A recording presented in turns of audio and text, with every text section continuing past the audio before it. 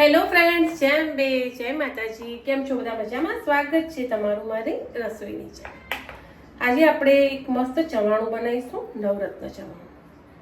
ઘરમાં બધી વસ્તુ મળી જ રહે દિવાળીની. તો અત્યારે બધાને દિવાળીની શોપિંગ છે, ખરીદી ચાલુ થઈ ગયું, એટલે નાસ્તા માટે કોઈ ઓપ્શન શોધવા ના જવું પડે, બધું આચારો છે. તો આ વખતે આપણે ચલો નવરત્ન ચવાણું બનાવીએ, રેસીપી સ્ટાર્ટ કરીએ. એના માટે પહેલાં લઈ લઈશું આપણે 2 વાટકી જેટલું બેસન.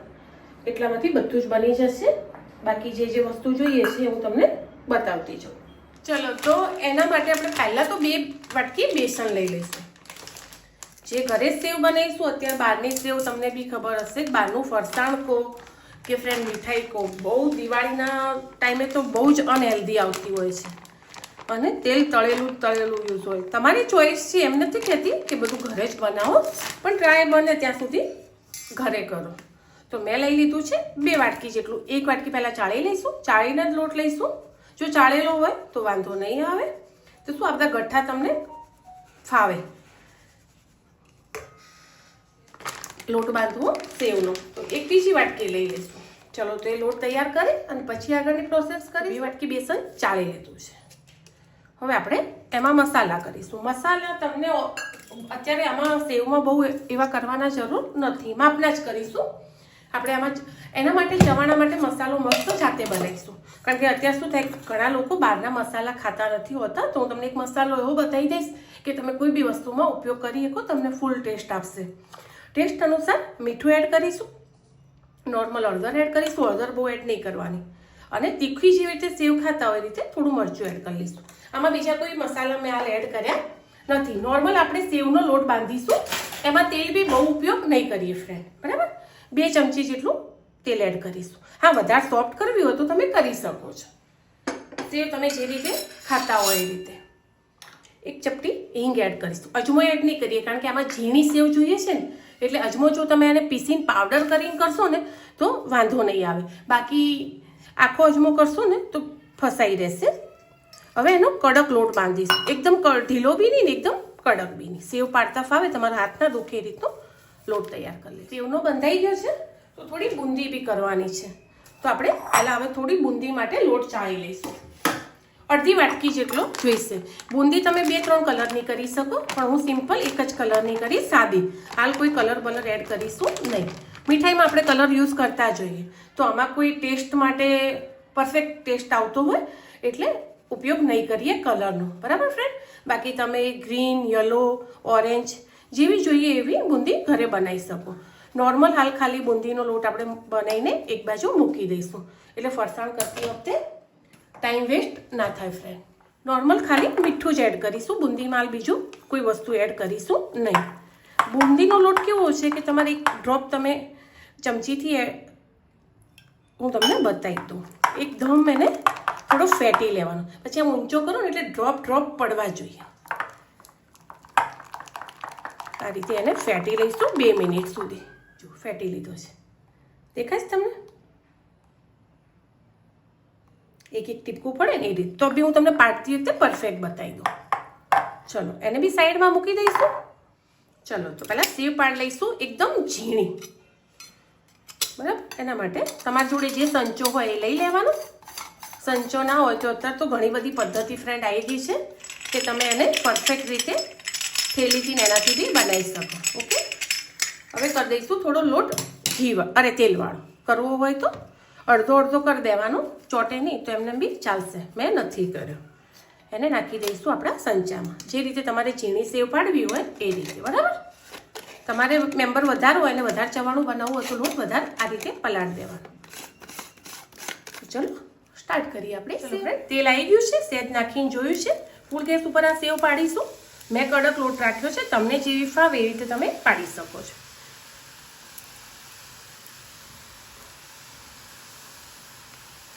બરાબર, જે રીતે તમને ફાવે ફટાફટ.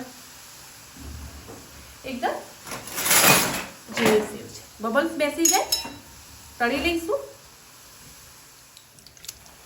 ઝીણી સેવ પાડવામાં વાર થશે નહીં ફ્રેન્ડ. ઝીણી સેવ થાય છે ત્યાં સુધી મેં થોડો અજમો નાખી દીધો છે જાડી સેવ માટે. તો 1 ચમચી જેટલું પાણી રેડી અને અજમાને ભેળવી લઈશું. એક બાજુ ઝીણી સેવ થઈ ગઈ છે, બીજી પાડી લઈશું. આ રીતે ફટાફટ સેવ ઝીણી સેવ આપણે જોઈતી હતી એટલે પડી ગઈ છે. હવે આપણે જાડી સેવ લઈશું. તો એના માટે મેં જાડી બદલી લીધી છે.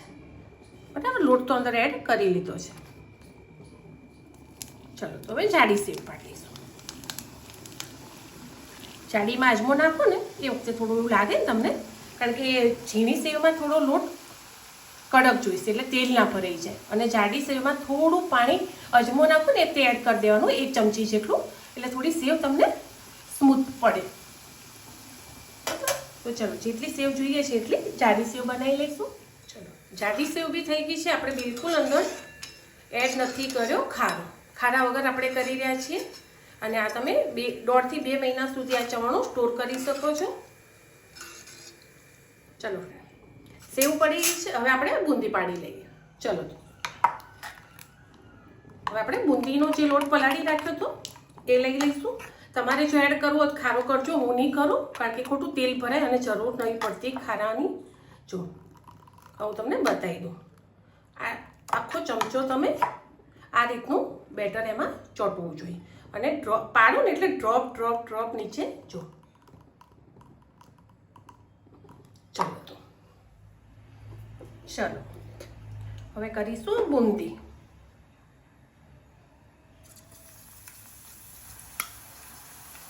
દેખાય છે ખારા વગર બી કેટલી મસ્ત થાય છે ફ્રેન્ડ. તો કઈ ખારાની જરૂર છે હું તમને જાડો ખસાઈને બી બતાવી દઉં. પહેલાં પાડી લઈએ. કોઈ ખારાનો ઉપયોગ ફરસાણમાં આપણે કરવાનો નથી. જેટલી આવે અંદર તળવામાં ફાવે એટલી પાડી લેવાની. ગેસ રાખવાનો ધીમો. દેખાય છે કેટલી ગોળ છે, દેખાય તમને? અને એમાં બી ખારો નથી પાછો ફ્રેન્ડ, એટલે આપણે પ્લસ પોઈન્ટ આપણો એ છે. તો આને મસ્ત ધીમા તાપે તળી લઈશું. અને એના પછી આવશે ડ્રાયફ્રૂટને તળવાનો લોટ. આ છે આપણી પરફેક્ટ બુંદી.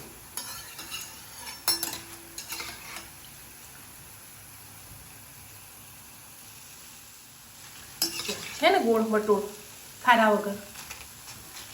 આ રીતે બધી બુંદી આપણે બનાવી લઈશું. તળાઈ ગઈ છે. થોડી ડાર્ક કરવી હોય તો કરવાની. એટલે પરફેક્ટ બુંદી તળાઈ ગઈ છે. ખારા વગર છે. તમે બી ખારા વગર ચોક્કસથી ટ્રાય કરજો. ચલો લઈ લઈએ. તો ચલો તૈયાર થઈ ગઈ છે. બુંદી બી તૈયાર છે, સેવ બી તૈયાર છે. બરાબર. હવે તળી લઈશું આપણે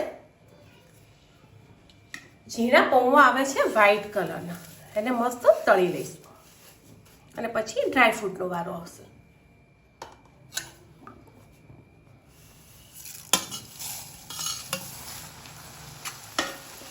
ડાયરેક્ટ ના નાખવા હોય તો તમારી જોડે ચાયની કે ઉપર હોય તો એમાં બી તમે નાખી શકો છો.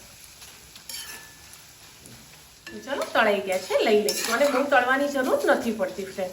મારે થોડા ફ્રેન્ડ ઝીણા પૌવા આવ્યા છે. તમે આનાથી મોટા આવે ને એ લેજો. મારે ભૂલથી આવી ગયા છે. બાકી લાગે છે મસ્ત તળાય, પણ એનો કલર થોડો તમને ઓકવર્ડ લાગશે. એટલે તમે આનાથી થોડા મોટા આવે ને એ લેજો. હવે આપણે એડ કરીશું અંદર આપણા સિંગદાણા. બધા ડ્રાયફ્રૂટ લઈ લઈશું, કાજુ, બદામ અને આવા આપણા જોડે ઘરે જ હોય છે ડાળિયા. આ 4 વસ્તુ આપણે પહેલાં હવે એને તળી લઈશું. ચલો સિંગદાણા બી તળાઈ ગયા છે. એડ કરીશું બદામ. સિંગદાણા લઈ લીધા છે. ચલો તો ફ્રેન્ડ એ બદામ ને બધું તળાય. બદામ, કાજુ, દાળિયા જ બાકી છે. ત્યાં સુધી આપણું મિક્સચર ભેગું કરી અને આપણે એને એક મસાલો તૈયાર કરીશું. બે સેવ તોડી નાખીશું. મસાલો ઘરે જ તૈયાર કરીશું, એટલે કોઈ બહારનો મસાલો ના ખાતા હોય ને તો એને ટેન્શન ના રહે. આ દાળિયાનો દાણો પડે તો મસ્ત બદામ બી થઈ ગઈ છે. તો ચલો ડાયરેક્ટ આપણે આમાં સેવમાં જ નાખી દઈએ.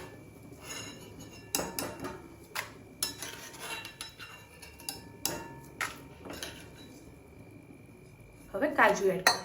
દાળિયા થાય ત્યાં સુધી આપણે આપણી બુંદી એડ કરી દઈએ. બુંદી એડ કર્યા પછી આપણા પૌવા અને સિંગદાણા. મેં તમને કીધું એ રીતે મને થોડા ઝીણા પૌવા મળી ગયા છે, તમે ઝીણા ના લેતા. મસ્ત લાગે છે ને? હજુ તો મસાલો આવ્યા પછી ફ્રેન્ડ બહુ જ મસ્ત લાગશે. હજુ તાળિયા બાકી છે. સૌ પહેલાં આપણે કાશ્મીરી લાલ મરચું લઈ લઈશું. કલર જોઈશે, આમાં તીખાશ બહુ નહીં જોઈએ એટલા માટે 1 ચમચી જેટલું લઈશું. આપણે ખાલી નોર્મલ આનો જ મસાલો બનાવી રહ્યા છીએ. જો તમારે મસાલો બનાવીને રાખવો હોય તો તમે ચોક્કસથી રાખી શકો છો. તો મેં લીધું છે એના માટે 1 ચમચી કાશ્મીરી મરચું, 1 ચમચી બુરું ખાંડ. જે બહારના પેરીને મસાલા ના વાપરતા ને ફ્રેન્ડ, તો ચોક્કસથી આ મસાલો તમે થોડો વધારે બનાવીને રાખજો તો તમને કામ આવશે. 1 નાની ચોથા ભાગની ચમચી લીંબુના ફૂલ, એની જગ્યાએ તમે ચાટ મસાલો બી એડ કરી શકો છો. 1 ચમચી આમચૂર પાવડર. ખાંડ આવી, લાલ મરચું આવ્યું, આમચૂર પાવડર આવ્યો. હવે આવશે અંદર સિંધવ મીઠું. આપણે નોર્મલ મીઠું નહીં લઈએ, ચાટ મસાલો બી લેવાના છે, સિંધવ મીઠું બી લીધું છે. હવે આવશે અંદર 1 ચમચી જેટલું ધાણા જીરું. આ મસાલો તમે કસામાં ભરી દો ને તો તમારે ગમે ત્યારે કોઈ બી ફરસાણ બનાવો ને એમાં કામ આવશે. અને આવશે થોડું મરી પાવડર. બસ તૈયાર છે તમારો પેરી મસાલો. જો આમાં તમારે ચીઝ કે એવો ડ્રાય પાવડર એડ કરવો હોય તો એ મસાલો અલગ થશે. હવે આપણે આને મિક્સરમાં ભમાઈ દઈશું. તૈયાર છે આપણો મસાલો. ખટ મીઠો તીખો ચાખી લેવાનો. ચલો હવે મસાલો એડ કરી લઈશું આપણો ફરસાણમાં. કાજુ અને દાળિયા છે. કાજુ મેં થોડા લાઇટ પિંક કલરના કર્યા છે કારણ કે થોડા સારા લાગે એટલે. અને તળીએ એટલે તેલ લાગે, પછી તેલ બાષ્પીભવન થઈ જાય. આ મસાલો પછી તમારે કોઈ ડબ્બીમાં ભરી લેવાનો. અને પૌવાનું ધ્યાન રાખજો, મારા જોડેથી એવું તમારા જોડે ના થાય. 2-3 જાતના પૌવા આવે છે એટલે હવે આ તો બનાવતી હતી રેસીપી એટલે મેં બનાવી દીધી. તમે ચોક્કસથી ધ્યાન રાખી અને પૌવા લાવજો ઝીણા. છે ને મસ્ત નવરંગનો ફરસાણ ચવાણું ખાવાની બહુ જ મજા આવે ફ્રેન્ડ. ટ્રાય ચોક્કસથી કરજો. મસાલો જે રીતે ઘરે ખવાતો હોય તે માપનું એડ કરવાનું. ચલો વળી આગળના નવા બ્લોગ. હવે બહારથી લાવો ફ્રેન્ડ કે આટલું ઘરે મસ્ત આટલું ચવાણું બનાવો બોલો, એ બી નવરત્ન ચવાણું. આ તો તમે બજારમાં ક્યાંક જ મળશે. નહીં ખારો, નહીં વધારે પડતું તેલ. હવે આટલું ચવાણું 1 કિલો જેટલું હશે એ મેં 250 ગ્રામ તેલમાં તળીને તૈયાર કર્યું છે. એમાં 50થી 60 ગ્રામ તો તેલ બચી જાય છે. બરાબર? તો ચોક્કસથી આ વખતે બનાવજો. મળીએ આગળના નવા બ્લોગમાં. બાય.